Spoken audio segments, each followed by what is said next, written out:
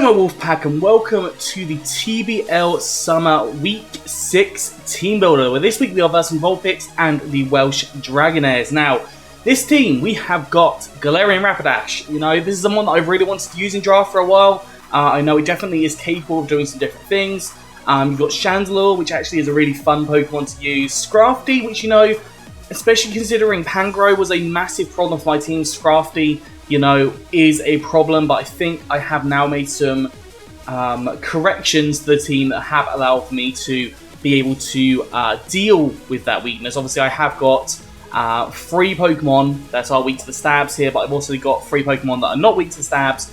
And, you know, hopefully we can do some stuff. Mantine, which honestly I'm not too scared of. I've got several mons to deal with it. Although it is very specially bulky, so I do need to consider that. Amoonguss is actually really scary because I haven't got a fire type on the team. Obviously I've got Combustion now, but I have got a few ways of dealing with this thing. I've got a really exciting niche set that I'm trying out this week, specifically for the Amoonguss and possibly the Copperaja as well. The Copperaja, again, is scary.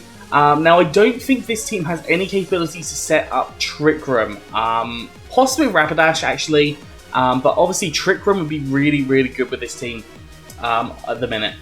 You've got Rhydon, which, you know, if you like, can be scary, but I have got Grass-type attacks, I think. I've got Water-type attacks as well, so I can deal with it. I've got Mulga, which, you know, can be a problem.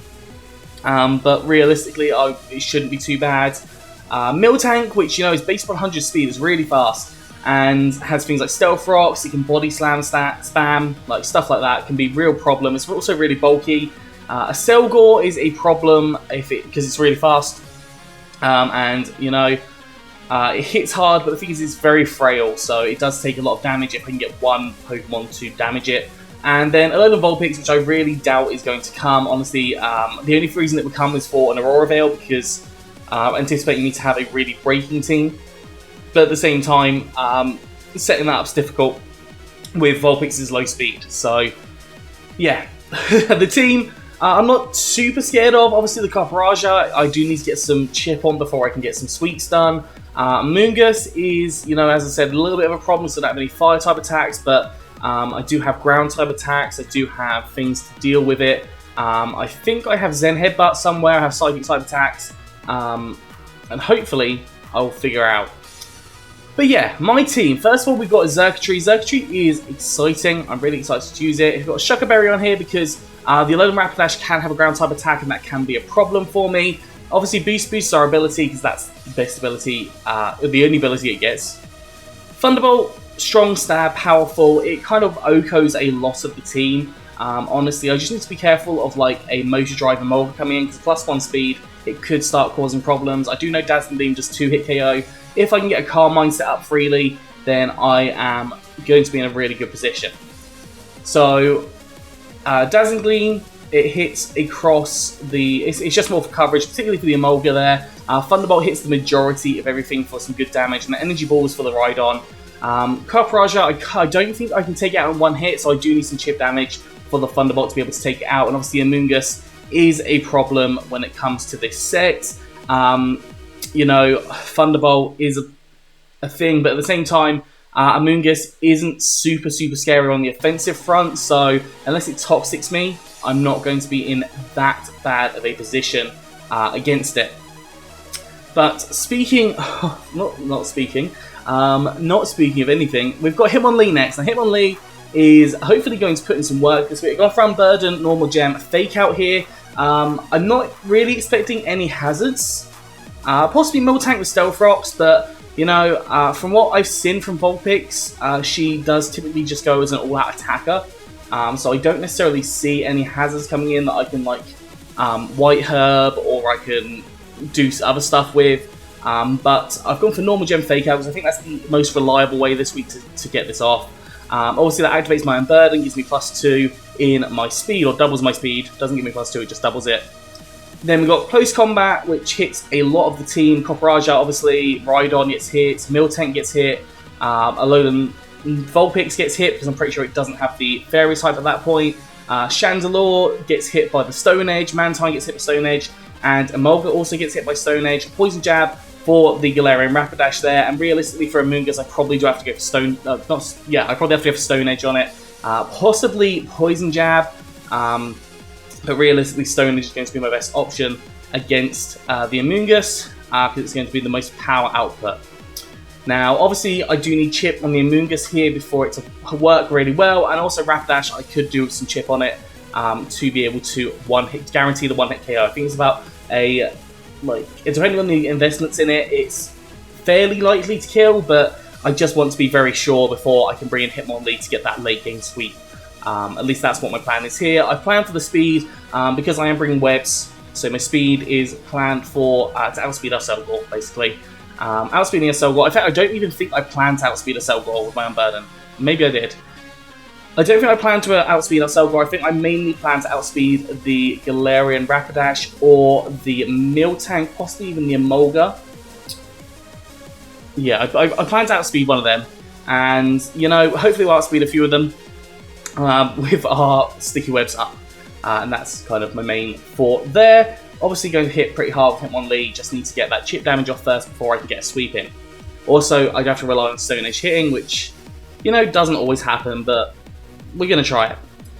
Next up, we have got Rindo Berry on Rhyperior. This is purely for the Amoonguss going for like a Giga Drain or something. Obviously, that does so much damage to us, but at the same time, an Earthquake in response does a heck of a lot. So, yeah, Rindo Berry on here, just in case the Amoonguss kind of does some problems with us. We've got Earthquake, Stone Edge, Stealth Rock, and Rock Polish. I really like to get my Stealth Rock set up nice and early. That way I can get some chip damage in. Unless the Emolga and Mantine are heavy duty boots, they're going to take a lot of damage on income. So that will deal with it. Earthquake and Stone Edge kind of deals with most of the team here. There is a lot of special offensiveness on this team, so I do need to be very careful with Rhyperior. I have given it some speed to outspeed, I think it's the Amoonguss. As long as it's... No, it's not the Amoonguss. It was an uninvested Pokemon, and I can't remember which one it was because I planned this like a week ago. I'm not sure. I gave it some speed to outspeed. I think it possibly was actually a -1 on Rapidash, possibly, or Chandelure with the sticky webs. Maybe even Miltank. I think it was one of those, like a -1 I should outspeed. Honestly, I'm not calcing this week, as I don't really calc that often. You know, me and Tishan are officially clinched for playoffs, so this match doesn't really matter too much in the grand scheme of things. But I'm still going to play. Obviously, I'm still going to play to win. But we'll see kind of what happens. I've got Rock Polish on here. The Rock Polish does allow for me. In fact, that's actually it. That is the reason why I've got 100 speed. Rock Polish allows me to outspeed a Selgor with that speed investment, I believe.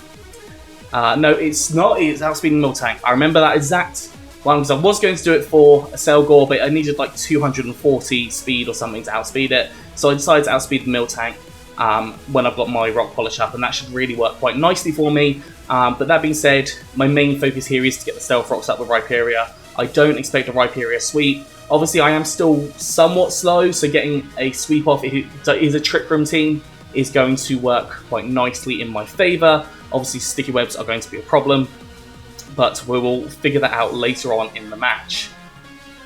Moving on to our next Pokemon, we've got a Araquanid. Now, I am loving this set for Araquanid, and I'll give a shout out to the person that commented on my Pukumuku how-to video, because you have inspired this set, and honestly, I can't remember your name, and I haven't got my phone on me to be able to check, but there's someone that commented on my how to use Pukumuku. If you want to go and check that out, they commented a Soak Toxic set, which with Venom Drench, and you know, that's given me inspiration here because I was like, how do I do with Amoonguss?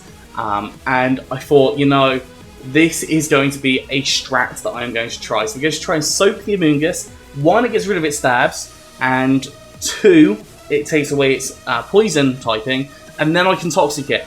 So if I can Toxic the Amoonguss, this is going to be absolutely huge. I'm going to love it if I can get that play off, which would be really, really exciting. Other move-wise, I've gone for Liquidation, because Liquidation realistically just tears through this team. Even with the Amoonguss being Water-type, Liquidation still does a lot to it. I think it's like 30-40%. And then obviously, like, Giga Drain, probably the best thing to go for, maybe even Sludge Bomb. Doesn't do a huge amount to me back, so especially when it's lost its stab. Sticky webs here as well, because sticky webs are going to be crucial. I'm pretty sure Arachnid is going to be my lead here, and get that sticky web set up. And obviously liquidation, as I said, kind of just tears through this team with Arachnid. I've gone for quite bulky, so max HP and a fair amount of special defense. As I said, this is a specially offensive team. You've got Rapidash, which Court has been running, or Vulpix, sorry, has been running typically a special, but you know, it's normally run physical, but we can kind of deal with that. Chandelure is special, Mantine is special, Amoonguss is special, Emolga is special, Aselgor is special, so like half the team obviously special there, so I can deal with kind of a lot of them in this scenario. And not to mention we have got quite nice defenses anyways, which means we probably will live hits regardless. So that is my wacky set of the week, and we're going to see if it comes out in the match. I'm really hoping it does, but if it doesn't, obviously no worries. My main aim, sticky webs, that's all I need to get us set up here. Moving on to the penultimate Pokemon, we are running Umbreon this week. I did consider going for a offensive Umbreon, but then I thought no, that's just not going to work with this team. I've gone for, again, a max special defense, but obviously Umbreon is super defensive anyways, so we can deal with it. We can deal with whatever wants to come in. On this, we've got Toxic, allows us to poison everything except the Amoonguss and the Copperajah.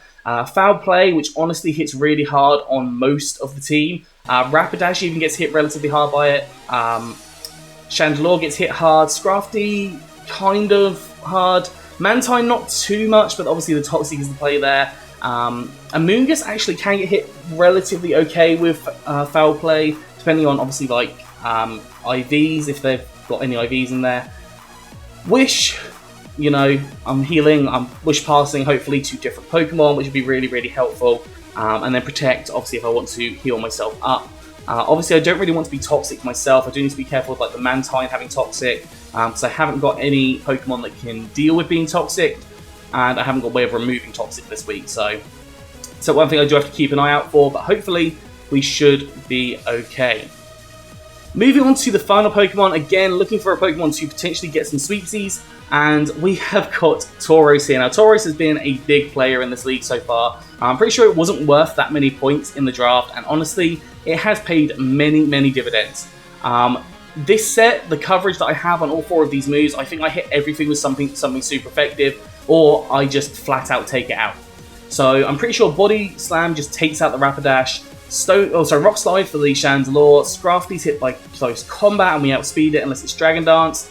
Rock Slide again for Mantine. Zen Headbutt for Amoonguss. Close combat for Copperajah. Close combat again for Rhydon. Rock Slide for Emolga. Close combat for Miltank. Rock Slide from Aselgor. And Rock Slide for Alolan Vulpix, or close combat in that scenario. So this realistically is a really solid set and it's going to hit really hard. Just have to be careful with my close combats, and obviously Aselgor being an option. If Aselgor doesn't come, I'm actually in a pretty decent position with regards to Tauros, because Tauros outspeeds everything else on the team. And I've gone for the speed to outspeed, I believe, the Emolga.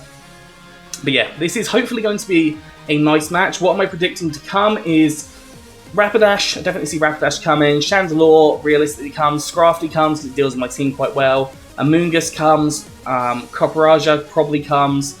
And then I would say potentially Miltank, Emolga, Aselgor, or Mantine in that last spot. I think it could be more or less any of them. But I guess we will see what happens when we go through this. And I'm about to have the game in about 5 minutes time, so I'm really excited, really pumped, and hopefully we have a really fun game. But yeah, thank you for watching this. The video for this, if you're watching this on the day of release, it'll be up tomorrow. If not, it's already out, so go check it out. And yeah, that's going to be all for today, so I hope you enjoy this. Please do like, subscribe, and comment. Let me know what you think down in the comment section below. Anyways, I'm out of here, so have a good one, and I'll see you soon.